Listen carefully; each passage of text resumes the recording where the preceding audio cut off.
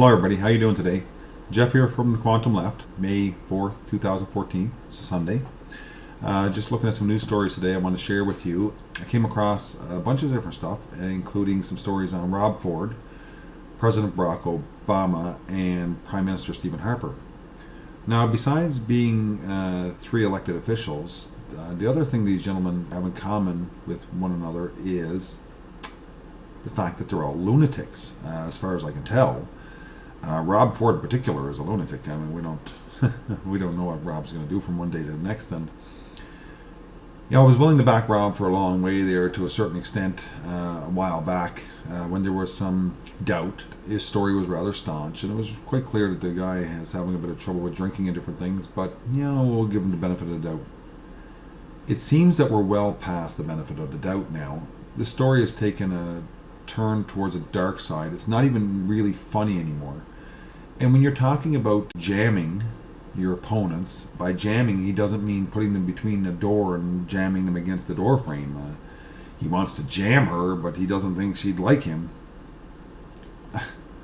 What are you thinking? What are you doing? This is not a way to talk or act. And I mean, if you're an elected official, you really have to know better. I mean, the average Joe Blow really wants to be careful with this. He can't afford to get away with it. But Rob, I mean, the amount of times you've been in the news and what's going on, I mean, not only is this wrong to begin with and immoral, but from where you're sitting, this is just utterly stupid as well. I mean, this is just absolutely, you're just being stupid.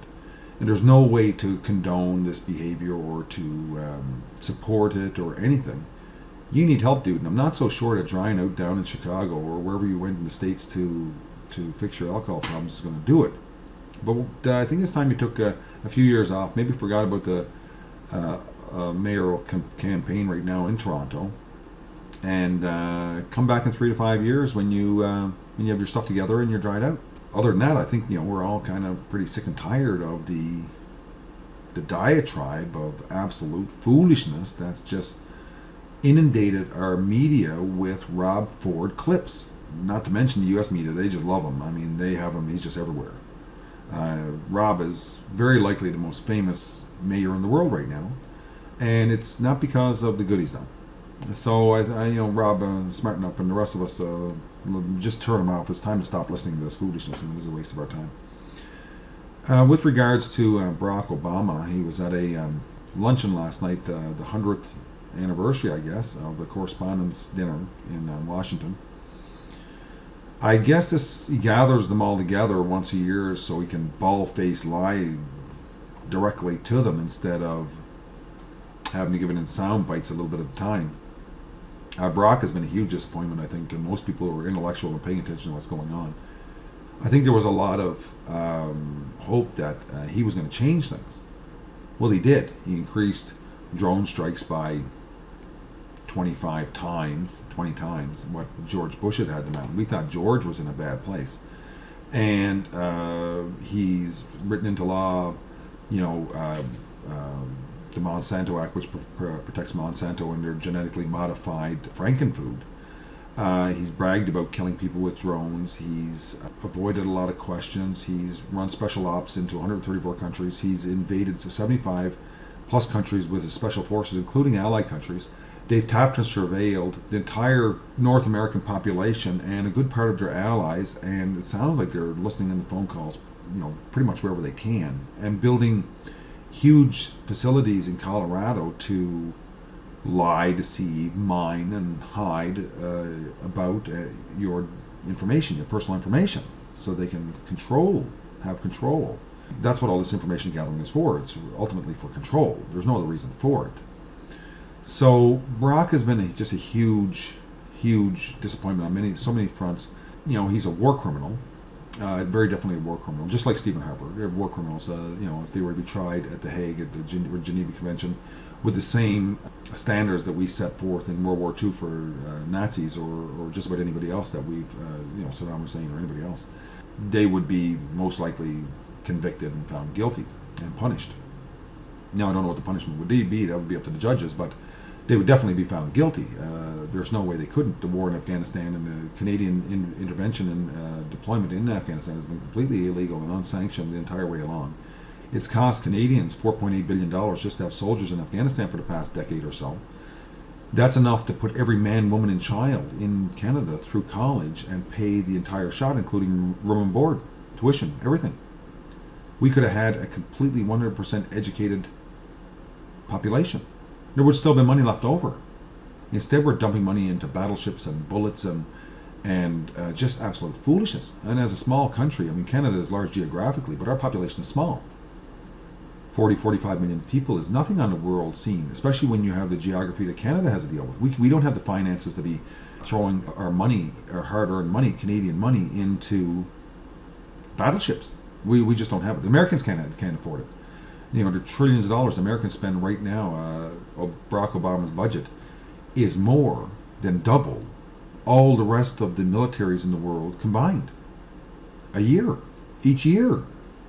I mean, this is absolutely ridiculous amounts of money. So I think that when you're doing these types of things, I started off calling these three men lunatics. I believe that this absolutely applies. You have to be completely loony, first of all, to associate a military action of any sort with peace. It's ridiculous. The first civilian you kill, you've just created an enemy with his son, so there's no way to have peace with him. And there's thousands of these sons who have sons, who have sons, who have cousins. It's the same thing if somebody was to do this in Canada. And with the issues that we have here in Canada, to be flying soldiers around the world is ludicrous. We have too much work for them to do here. But I mean, Harper is not just a lunatic because of these ideas. You can't get an answer of the man. He won't answer a question. If he gets pushed too hard, he'll just prorogue Parliament so that we can't have a democratic debate about what's going on. He just runs and hides. His ministers are at the very least crooked and at the most criminal, a good many of them. A lot of those that were appointed directly by Harper senior staff, certainly recommended them, and Harper put them in place. We know for a fact that within the upper echelon right now of the government in Canada, that lies are paramount. And I don't know that that's just with the Conservative Party. I mean, Stephen Harper in particular is a pain, I think, in most people's chest, especially when we talk about good or doing good for the people or anything like that, or trying to do something right for the country. I don't think that that's Stephen Harper's goal. It looks like what he's trying to do right by is big business. And Barack Obama is no different. At least on this front, it would seem that Rob Ford differs somewhat. He seems to understand the people. Whether or not that will remain true after he dries himself out and gets his eye on the brass ring again, we'll have to wait and see. But it is very obvious that Stephen Harper and Barack Obama in particular are not working for their citizens. Not at all. Not at all. Not at all. I mean, it's absolutely ridiculous for anybody to think that. Stephen Harper is quite obviously working against us, forcing ideas and ideology down a majority of Canadians' palates who absolutely find it distasteful. The same is true is happening right now in the U.S. The problem is that in the U.S. in particular, there is only one party. You're just voting for different factions of the same party. They all work together. In Canada, that's not quite as bad yet, but it's certainly there. It's certainly much more of a polyarchy than it is a democracy. And Canadians have to understand that in a democratic society, we'd be able to vote directly for our prime minister, and there'd be no first past the post. And we don't have that. So we do not have a democracy. And people will talk about rights. Well, the laws that have been introduced here by the Conservative government, especially by Stephen Harper over the last 3 or 4 or 5 years, has undermined Canadian rights drastically. Let's get something straight. If your government can take something from you, it is not a right. To quote the famous George Carlin, if the government can take it away, it's a privilege. You've never had rights. You've always had a list of privileges. Rights cannot be taken away. Privileges can. That's how we punish our children. We take away their privileges. The concept of punishing us or children is archaic and does not work in a modern society, especially with the media that we have today available to just about anybody that would like to take advantage of it. Do the same whenever you get the opportunity with your pen, with your texting, or your comments on different sites, YouTube, whatever means you have available to you. Voice your concerns.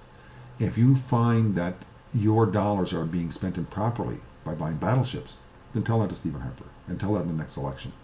And as for Americans, the drones have to stop. If Americans are wondering why Americans are hated abroad, ask anybody who's had a drone land in their country and you'll find out why. This type of behavior is unbelievable. We can't have this. 3,000 civilians in drone strikes in the last few years.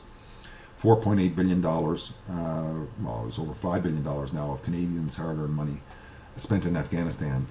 And we cannot even support our single mothers properly in Canada with daycare. What's going on? Thanks for listening. Have a great day. Cheers, everybody.